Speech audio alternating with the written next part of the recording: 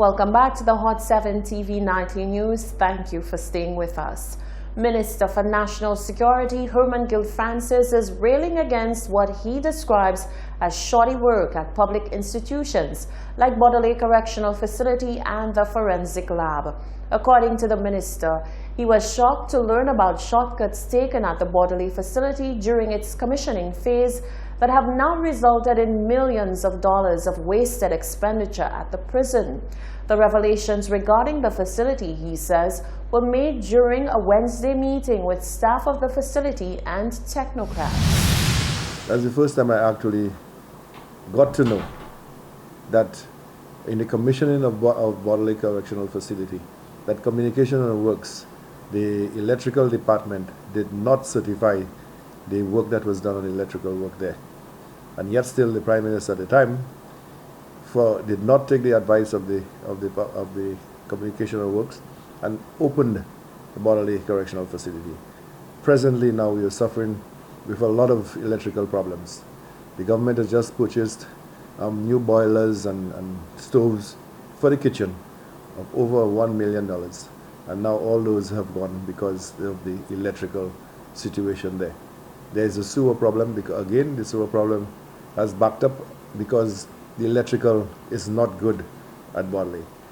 So now government has to go and look at how we can deal with the electrical work at Bordelais. There is no way that we can close Bordelais completely. So it will have to be done on a phased basis. Minister Francis says an equally disturbing situation was uncovered at the Forensic Lab. Persons are just building buildings, not following the building codes. The Forensic Lab is a pointing issue where there was mold. When I brought in the contractor and he looked at the cause of it, he actually broke one of the walls and water came out there gushing and it was like the River Nile that was just opened. Okay, so we realized that the blocks did not have any cement, didn't have any steel, didn't have any BRC, nothing whatsoever. And so we had to expend, where the contract was for about $500,000, we had to go over $600,000 to compensate the contractor for filling these blocks and making it stronger. So a lot of shoddy work has been done in some of those buildings, and it is now for us to try and correct it. The two public institutions were commissioned under the St. Lucia Labour Party administration. A police raid on Wednesday, the 9th of October, unearthed a case of modern-day slavery taking place at a church in Trinidad and Tobago. A total of 69 people were being held captive in cages on the compound. Superintendent Minister of the Methodist Church, Reverend Seth Ampadu, says the alarming discovery has cast a negative light on churches all across the region. The house of the Lord has been seemingly sullied after a successful raid in Trinidad exposed caged and chained individuals kept enslaved in a church. A total of 69 persons were discovered, ranging from ages 19 to 70 years old, locked away and said to be the victims of human trafficking. An eyewitness described the scene as a situation of virtual modern-day slavery. Superintendent Minister Methodist Church Seth Ampadu says the mission of a church should always be to liberate and warns churchgoers of any ministry which teaches otherwise. The church is there to liberate. It's for liberation. So any church that enslaves, that church is not from God.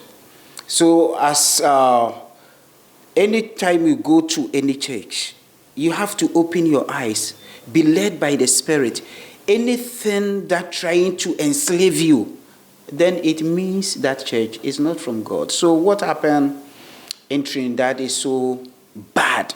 It tainted the image of the church, because the church is there to liberate people. But if you try to enslave people, then it is not from God. Ampadu goes on to say pop-up churches have become rampant in the region due to a need for individuals to gain employment. This, he says, should not be the motive behind establishing a church. Today, because a lot of people, sometimes they don't find work. So they use the church as a means to open a church to enrich themselves. So any church, they talk about money, sow seed, bring this for blessings and those churches, for me, they are making money and not for the purpose of God or for salvation. So people should be aware of these things, that today modern churches they come just to make money for themselves, because that is the cheapest and easiest way to make money. And they are doing to exploit other people, So we need to be very careful. Anytime you enter into any church, you need to be very careful, be guided by the Spirit of God. Other than that, you'll be scammed. Meanwhile, during the sting operation carried out in Trinidad, total of 65 men and 4 women were found, some of whom were handcuffed and showed signs of being tortured. Reports indicate 6 people were arrested, including the pastor of the church. Reporting for Hot 7 News, I am Solange Alfred. The Department of Home Affairs and National Security, meanwhile, is calling on the citizenry to equip themselves with knowledge of human trafficking. There is an ongoing campaign which has resulted in growing awareness on this issue, and there is a hotline based at the Police Control Room of the Royal St. Lucia Police Force.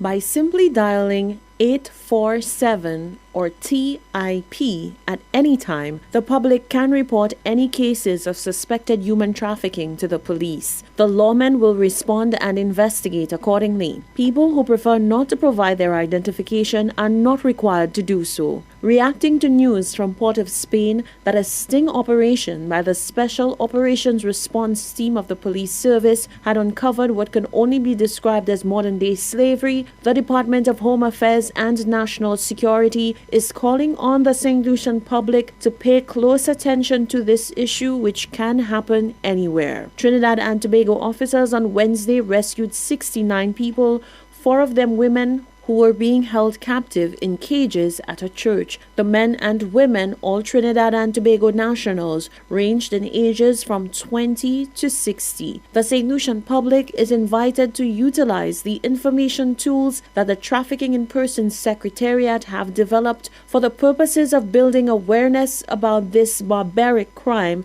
right here in St. Lucia. The St. Lucia website on human trafficking is www.antitraffickingslu.org. On Facebook, you can find them at www.facebook.com/antitrafficking758. The Department of Home Affairs and National Security encourages everyone to like the pages and subscribe for free, and follow the anti-trafficking campaign for continuous updates, information, and awareness. Members of the public are weighing in on the arguments for and against paid after-school lessons.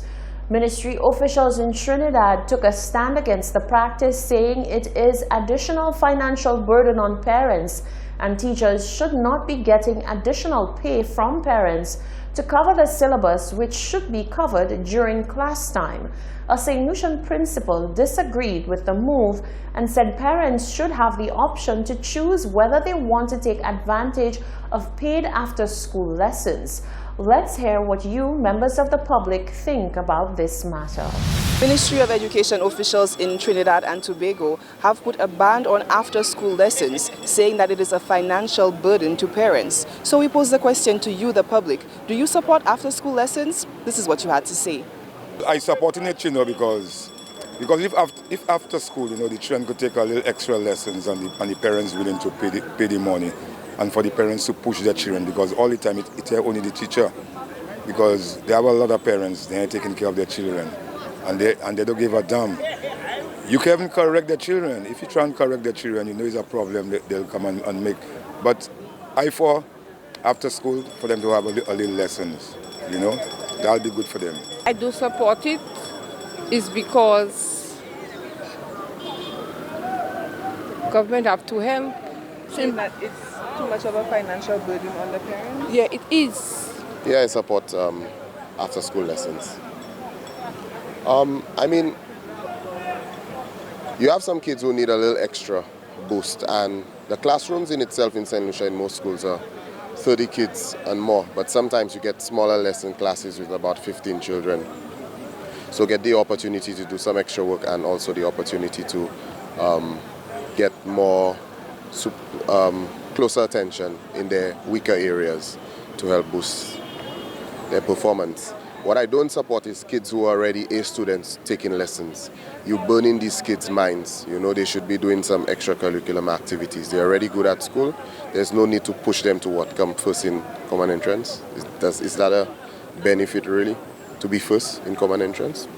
It isn't. So that's what I don't support. But for the kids that need a little extra boost, yes.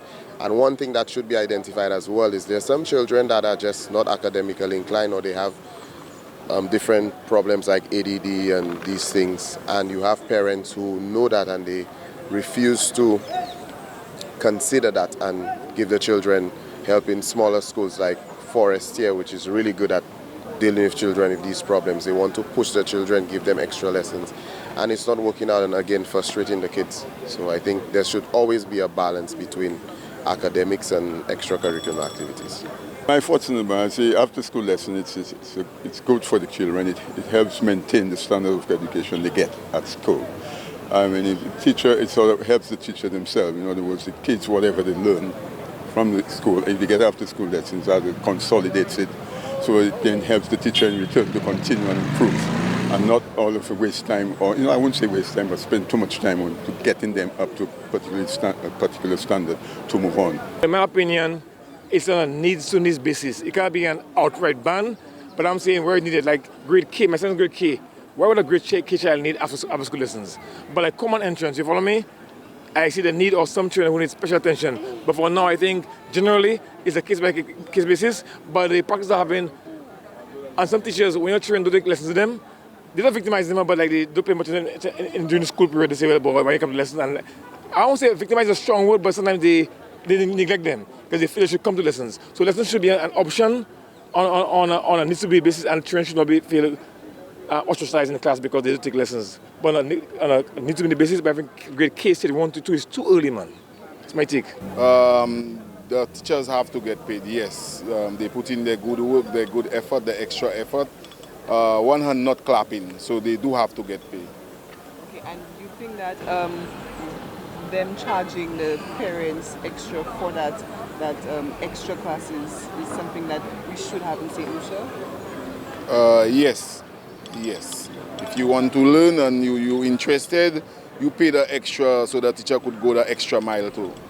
I'm for the after-school lessons because, I mean, throughout the 1 year period, most times teachers won't have time to teach the full curriculum, and I mean, if you want to pass your exam, sometimes what's not taught in class is normally what would you get on what you would get on the exam. So I guess it's a good thing. Yeah, it can be a financial burden, but then at the end of the day, if you want your child to succeed and stuff, then it should be something that you should think of. There you have it, some for and others against the practice of after-school lessons, saying that it might act as a financial burden, but others saying that students who need it should definitely take advantage of after-school lessons.